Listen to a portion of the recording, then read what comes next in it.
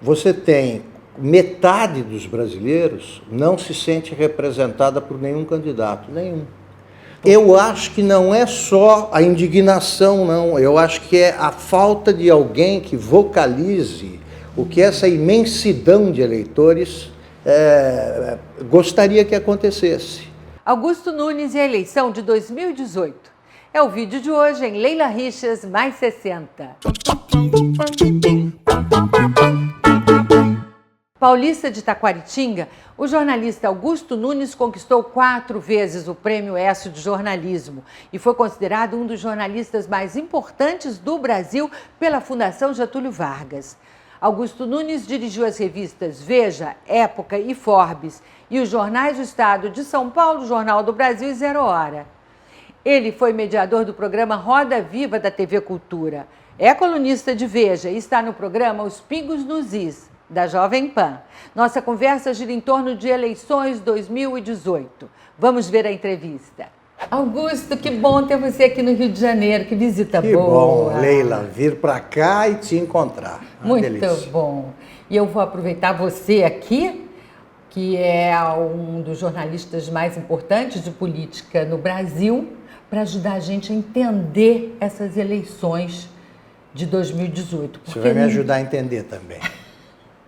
Quem disser que está entendendo tudo está mal informado, Augusto. E quem der algum palpite vale tanto quanto um palpite sobre jogos da Copa do Mundo na fase de grupos, aí que só teve surpresa.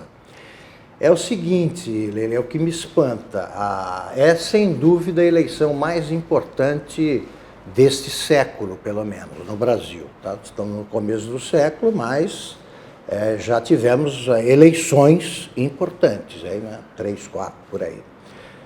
E a mais curta também, a mais curta campanha da história. A campanha, nós estamos conversando no final de junho. A campanha não começou. Tem a Copa do Mundo, ainda mais alguns dias. A campanha vai começar para valer em agosto e a eleição é em outubro.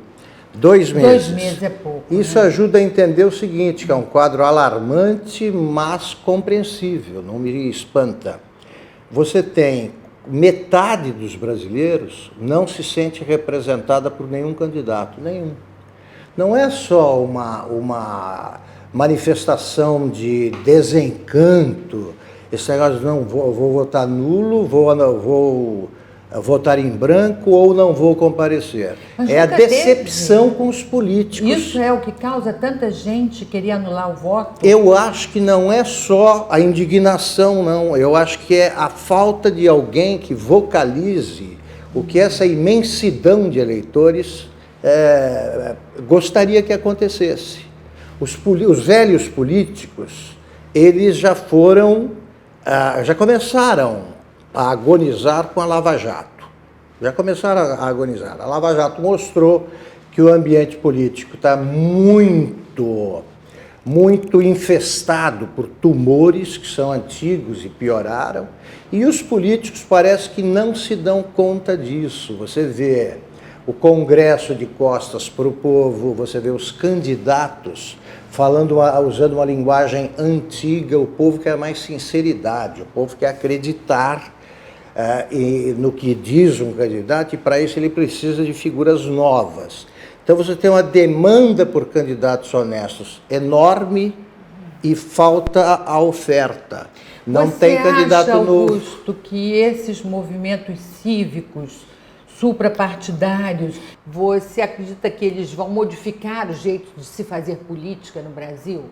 Vão contribuir para isso, mas é um processo lento, é difícil a gente engolir isso, porque eu, por exemplo, passei a vida tentando ver se o meu país melhorava, mas é difícil você admitir que vai precisar de mais tempo e temos de ter paciência e determinação pelo seguinte, Leila, só se muda um país pela educação, não há outro caminho. Isso aconteceu com a Coreia do Sul, aconteceu com o Japão, aconteceu com a Islândia, todos os países do mundo, quando eles conseguiram um sistema educacional realmente eficiente, que faz com que a pessoa se informe desde o comecinho sobre como é que é a vida política, o que você pretende para o país, entende que quem faz uma nação é o povo que determina o que um país será.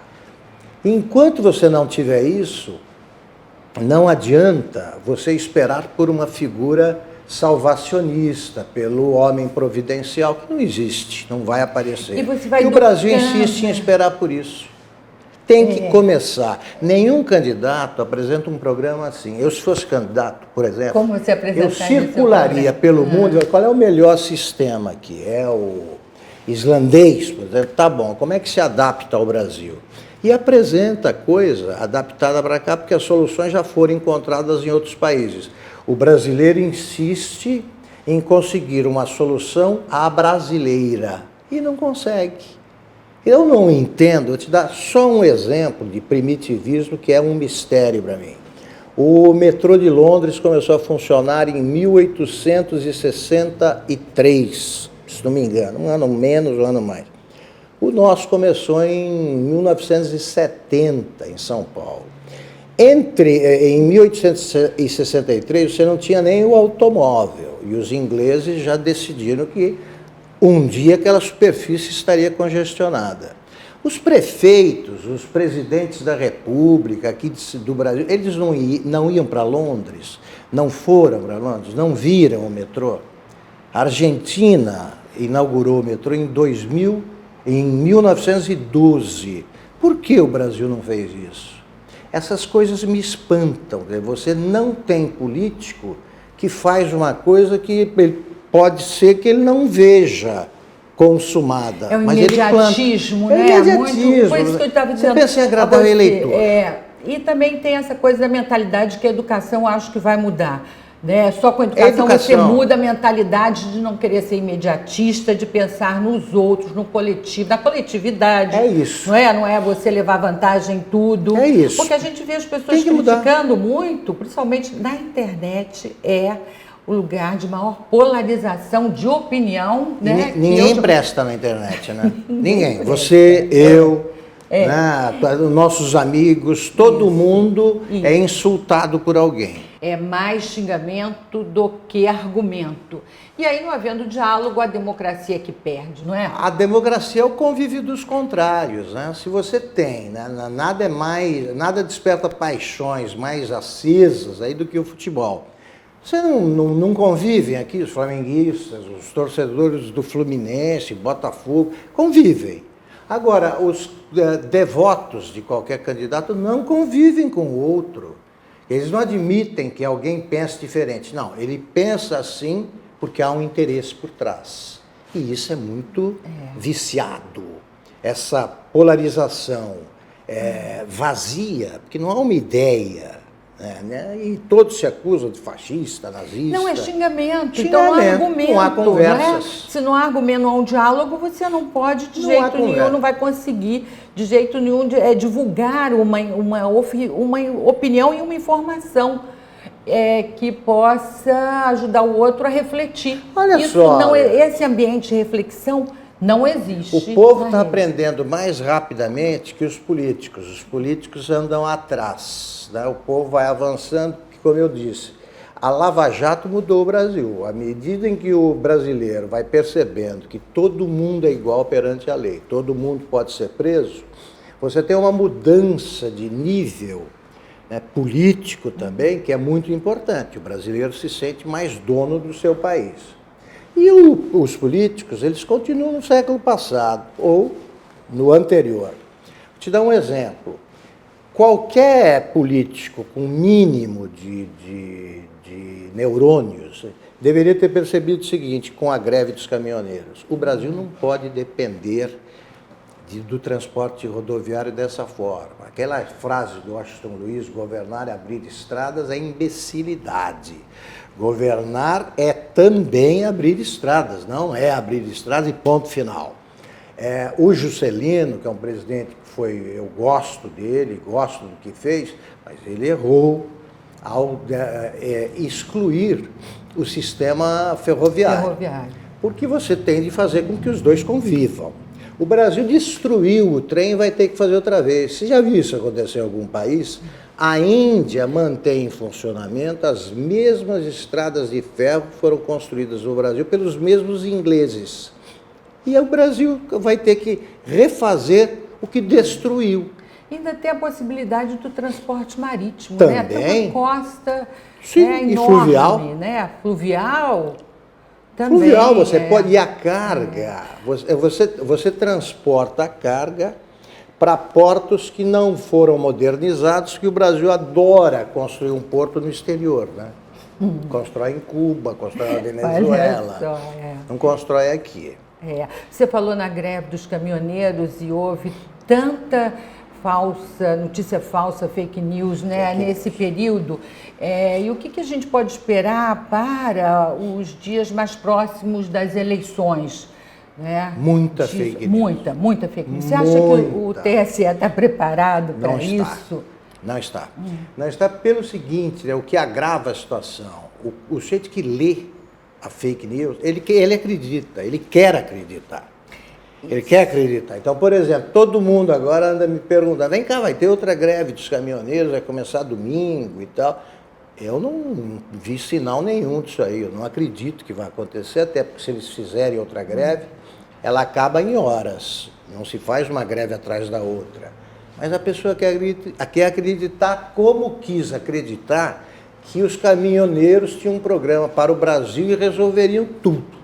Iam afastar o Temer, iam botar um ministério eficiente. Então, quando não, eles estavam apenas fazendo reivindicações pertinentes ligadas à categoria dos caminhoneiros. Ponto. Foram atendidos e acabaram com a greve. Se todas as categorias fizessem greve assim, eles talvez conseguissem avançar. Só que o Brasil quebrava se todas fizessem ao mesmo tempo. Os caminhoneiros tiveram a vantagem de fazer sozinhos, foram os primeiros. Não se repete esse tipo de concessão que o governo fez, porque, e isso o brasileiro está entendendo também, nós pagamos todas as contas, Leila. Quem está nos vendo aqui vai pagar o que o governo deu para os caminhoneiros, vai pagar o prejuízo da greve, vai pagar o salário dos que decidiram pelo governo. O governo não é uma entidade lucrativa. O brasileiro finalmente começou a entender que ele paga a conta de toda a gastança no Brasil. Nas redes sociais, a tendência é que as pessoas só aprovem afirmações que reafirmem as suas certezas, né? Tem aí um algoritmo por trás que distribui exatamente para cada um o que quer ver, e aí as pessoas ficam cada vez mais dentro das suas bolhas. Isso é um caminho fácil para a proliferação de notícias falsas? Quer dizer, as pessoas tenderiam a compartilhar mais aquilo que as satisfaz, né? Que dá mais certeza, sem pensar, sem checar. Olha, se a gente espalhar aqui agora que o Neymar não vai poder disputar a final, pega, cola. O brasileiro odeia odiar alguém neste momento. Aliás, ama odiar alguém. Até o Neymar. Neste momento, sempre foi um pouco histórico, assim. Nesse momento histórico, o brasileiro ele prefere odiar a gostar de alguém. Ele gosta de um, que é o homem providencial que ele elegeu. Por exemplo, Bolsonaro. Então, quem vota no Bolsonaro diz ele vai resolver tudo, além do problema da segurança, ninguém mais vai assaltar ninguém mais vai morrer. Eles acham isso. E fora disso, ele desconfia de todo mundo. Então, isso se manifesta até no futebol. No futebol, o brasileiro normalmente é galvanizado aí por uma campanha que vai melhorando o nível de jogo da seleção e tal. Não, aqui o pessoal fica desconfiado, tem até a torcida, né? Você torce por um resultado bom do time que é de todo mundo e o cara diz, não, mas isso é hora de pensar em futebol, tem problema mais sério e tal. As coisas são simultâneas, você não pode gostar de cinema e aí você não se interessa por política, você vai ao teatro, você deveria visitar uma favela, não é assim. É monocultura, não é monocultura mais. É monocultura, é muito mau humor. Eu acho que o que os políticos estão conseguindo no Brasil, nós devemos impedir, a questão não é fazer que a gente seja ressentido. O brasileiro não é. O ressentimento eu acho que é o 8º pecado capital E é pior que os outros, porque o ressentido ele culpa alguém pelos problemas que ele tem, pelas falhas de formação, de caráter, alguém é culpado. Você não é presidente da República, ou presidenta, como diria a Dilma, porque fulano te sacaneou quando você tinha 15 anos e tal. É assim que o brasileiro muitos brasileiros estão vendo o mundo. Não é por aí. E também tem um complexo de vira-lata, né? Que o Nelson Rodrigues falava, né? Tem muito isso. A gente não vai conseguir, a seleção tá uma porcaria, e aí, não vai dar, Neymar tá fazendo tudo errado. E Leila, o complexo de vira-lata, na verdade, ele existiu, deveria ter existido, foi assim que o Nelson Rodrigues citou, entre 1950 e 1958. O Brasil perdeu do Uruguai no Maracanã, foi uma tragédia nacional. Acabou o país, ganhou em 58, ninguém segura o Brasil, é o melhor do mundo, então aí acabou isso aí. Não, eles estenderam o complexo de vira-lata para tudo e tem um comportamento que é esquizofrênico do brasileiro que eu tenho dificuldade de entender. Ao mesmo tempo que ele acha que nada aqui vai dar certo, ele também se acha o mais esperto do mundo. Deixa que eu vou enganá-lo. Ele vai enganar o outro, ele é mais esperto, todo mundo é bobo, americano é bobão, porque não entende português. Mas você falando agora, a gente vê que uma coisa tem a ver com a outra. Tem. Né? Na sua explicação, a gente diz, mas uma coisa tem a ver com a outra. Tem a ver com a outra. Que puxa a outra. Você vai, aí você ganha. Ou você é o 10 ou você é 0. Aqui não há matizes. E o povo não entende que o problema é dele, ele nunca está, o governo, o Congresso, mas eles são eleitos, né, pelo povo. O povo precisaria aprender a votar, porque a frase do Pelé, que custou ao Pelé anos de impopularidade, ela faz sentido. Ele disse, o povo não sabe votar. Ele só deveria ter acrescentado a seguinte ressalva, mas só se aprende a votar votando. Foi em plena ditadura, né? Ele foi muito infeliz. Ele foi infeliz num momento. Ele foi infeliz num momento. É verdade. Agora, você põe o Congresso é representativo do povo. Um deputado chamado Ibsen Pinheiro, que era presidente da Câmara no impeachment do Collor, eu conversava com ele uma vez no Rio Grande do Sul, ele dizia, olha, é o seguinte...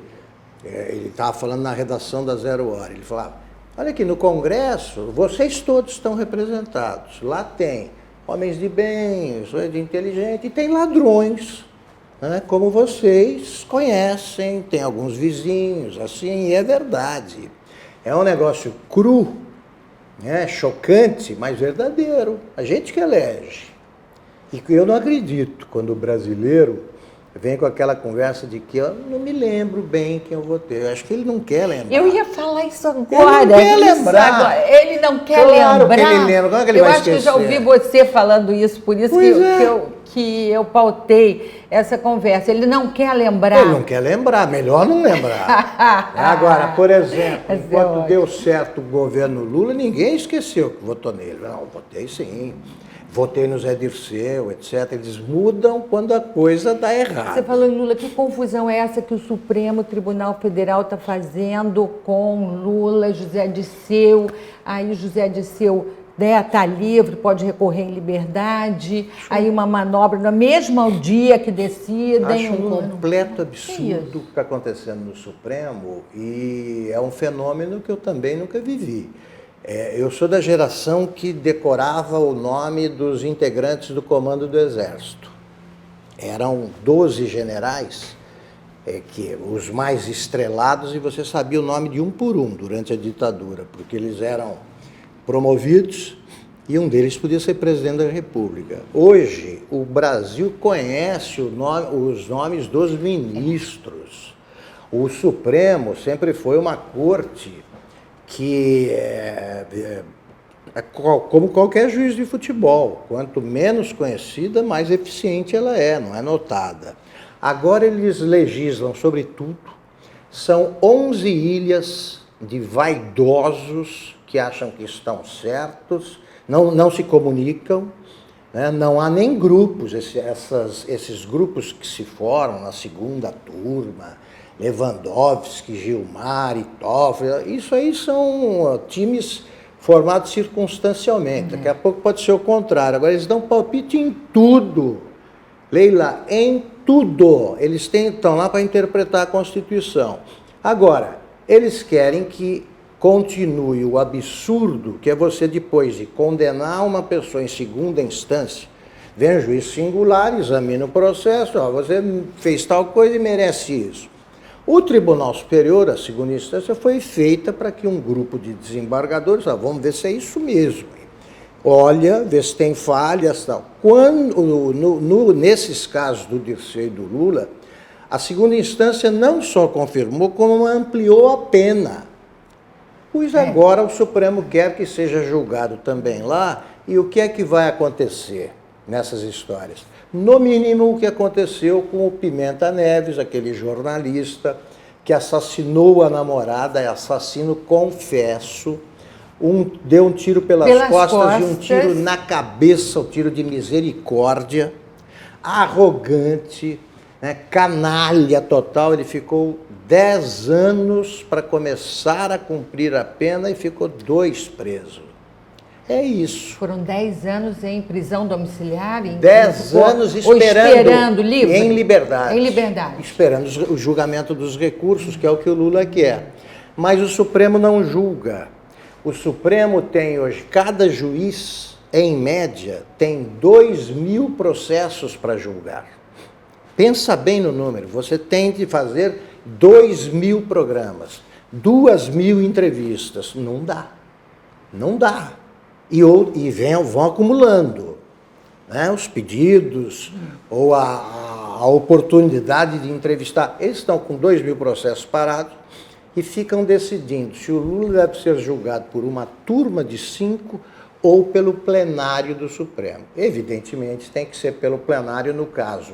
Mas o que o Supremo devia fazer é deixar o país em paz e trabalhando. Decide logo as questões importantes e parem com essa divisão. Todos leem votos de 2 horas. Muito holofote. Eles chamam aquele negócio lá de pretório excelso, não é bonito isso? Eu não sei o que significa, deve ser uma coisa espetacular. É muito vedetismo, mas eu não sei se eu posso falar isso. Mas Vossa Excelência, Leila, doutora Leila, Vossa Excelência acha... A conversa já morreu. Todo mundo vai desligar o aparelho. Agora vamos lá para uma coisa importante que você perfeita, pessoa perfeita para nos explicar. Quais as mudanças ocorridas no jornalismo com o crescimento das redes sociais? Todo mundo agora participa do debate de todos os assuntos, não é só eleitoral, não. Todo mundo pode manifestar a sua opinião. Agora, por causa desses aspectos, desses fenômenos que nós estamos mencionando aqui, radicalismo, intolerância, falta de paciência, você tem uma troca de insultos, mais do que tudo, e você tem a difusão de notícias falsas com muita intensidade, muita leviandade. Todo mundo pode manifestar a opinião, eu digo o que eu quero. Isso faz com que não haja confiança por parte dos internautas comuns, um internauta que não fica escrevendo, ele quer se informar. Ele não acredita muito naquilo lá, não, quando é uma coisa que tem a ver com a vida dele. Por exemplo, se você tem uma mudança nos planos de saúde, como agora foi feito. O que deveria acontecer? O sujeito vai, pega lá na internet o material sobre planos de saúde e ajudam a entender o que se passa. Isso não acontece, é só opinião. A internet, ela torna os jornais menos arrogantes. Antes eles eram a grande imprensa, decidia o que você ia ler e como você ia, o que você ia pensar daquilo que eles publicaram. Isso acabou, essa arrogância. Ao mesmo tempo, você tem uma queda no nível da mão de obra dos jornalistas, também perturbadora essa queda, porque ninguém mais sabe escrever. E na internet também o texto, você que escreve muito bem sabe disso, o texto é primário, é tosco, nos jornais e na internet. Eu leio aquilo e eu não sou nem um pouco nostálgico, mas antes, para você ser jornalista, você precisa saber escrever Da mesma forma que o engenheiro tem de calcular. E os jornalistas hoje não têm raciocínio lógico e informação zero, zero. Eu estou preocupadíssimo com isso. Dizem que é um fenômeno mundial. Eu não sei. Aí mas é um no panorama Brasil, desesperador. desesperador. A gente, por exemplo, pode reconhecer fake news muito mais facilmente por causa Exatamente. da ortografia, por causa, né, Exatamente. do O português. que eu acho que vai acontecer? Por causa que, como diz você, espancados. Né? É espancado, é torturado, né? É assassinado eventualmente. Na rede. Programas como o teu, não estou te fazendo nenhum afago, não. Não, eu adoro esses elogios. Então faço, né? Com muita eu não vou convicção. reclamar nunca de elogios. Programas como o teu é que vão fazer com que haja uma depuração na internet. Tomara. E o lixo vai para o lixo.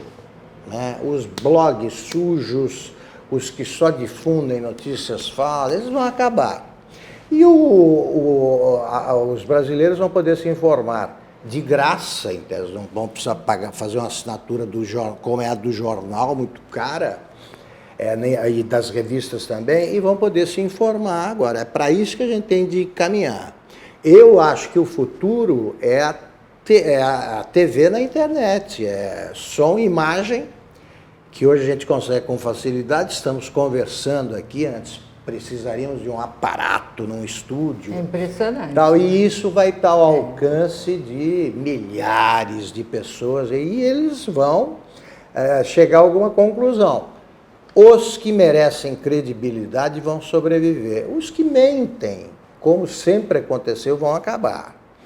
E o jornalismo hoje ele é feito de dossiê e pesquisa. Você não investiga, você recebe pronto o material que você publica, o que também é um negócio meio irresponsável, porque você está publicando em estado bruto, o que pode ter informações plantadas ali para prejudicar alguém. Os caras falam, o médico lida com a vida, nós lidamos com a reputação, que é a mesma coisa. Você pode decretar acaba com a vida a morte moral de alguém. Matou. Você solta uma história que o deixa como um jeito desonrado, ele desonrado ficará. Difícil você corrigir isso. E o brasileiro, aí o jornalista, além de se basear em dossiês, ele acredita em pesquisas. E eu só dou sempre o mesmo exemplo. Assim, o brasileiro mente em pesquisa. Quer um exemplo? Pesquisa sobre o comportamento sexual do brasileiro. É uma maravilha. Assim. Chega para o cara, quantas por semana? Eles, 4, 5. Aí a mulher dele lê, se ela lesse a resposta, fazer, bom, com quem? Onde? Aqui não acontece. O brasileiro, na pesquisa qualitativa, ele se apresenta como um gentleman. Né? Ele fica bravo com um candidato que ataca a adversária mulher. O Aécio Neves não poderia ter dito que a Dilma era leviana. Aí ele chega em casa, grita com a mulher porque não deixou a pizza pronta, etc, etc. Ele mente. Ele faz uma ideia dele próprio, ele cria uma persona que não é real. E o brasileiro, no momento, ele dá a pesquisa como um oráculo. O que sai por agora, Bolsonaro está na frente, sei lá o que vai acontecer. Ainda vai mudar muito. Sei lá, você tem 5... Os números brutos é que me impressionam, Leila. Quando eles falam, um tem 20% da população, o índice de 20% de intenção de voto, mas a margem de erro é de 3 pontos. Num eleitorado como o brasileiro, que tem mais de 100 milhões de eleitores, né, de cidadãos, quando você fala 3 para cima, ou 3, margem de erro para cima ou para baixo de 3 milhões, você está falando de uma oscilação de 6 milhões de eleitores. Isso elege um presidente em tantos países aí. É muita gente. É muita gente. É muita gente. Claro que pesquisa é um radar, interessa, mas não pode ser visto como a palavra final. Augusto, você vê a possibilidade de um dia as pessoas comuns, com seus grupos de interesse, se reunirem com intelectuais, políticos, pensadores, para criar e aprovar todos juntos um projeto de Brasil? Acredito nisso. Eu sou um otimista vocacional. Eu acho que um país como o Brasil não pode dar errado. O Brasil tem, geograficamente, geopoliticamente, quanto ao conteúdo humano, eu não sou daquela turma que fica com o brasileiro é o homem cordial, não, mas é a miscigenação melhora o Brasil, quer dizer, nós já nascemos obrigados a ser tolerantes, porque é tudo... Nós temos o milagre da unidade brasileira, que são raças diferentes vivendo nos estados, são nações. Isso aconteceu no resto da América do Sul e isso resultou na multiplicação de nações, países separados. Aqui, o Brasil tem o cearense, a diferença entre o cearense e as diferenças entre o cearense e o gaúcho são maiores que entre o equatoriano e o peruano. E nós somos parte de um país só. No dia em que o brasileiro descobrir que é ele que constrói o futuro e souber agir com a tolerância que ele mostra em outras áreas, eu não tenho dúvida de que a gente vai encontrar representantes, e não homens que vão resolver tudo por nós, representantes de um povo que tem tudo para construir um futuro muito bonito. Não dá para imaginar que uma cidade como o Rio continue do jeito que está. Não dá para imaginar que um país como o Brasil continue em mergulhado em crises econômicas que já não existem em outros países e que são fruto do atraso. É acabar com o atraso. Augusto Nunes, muito obrigada pela entrevista. Leila. Adorei estar com você. É uma delícia conversar com você, sempre. E aí, gostou da entrevista? Fez a sua cabeça sobre o assunto? Então, dá o seu like, compartilhe com seus amigos e inscreva-se no canal. Eu espero você na semana que vem. Um grande abraço, até lá!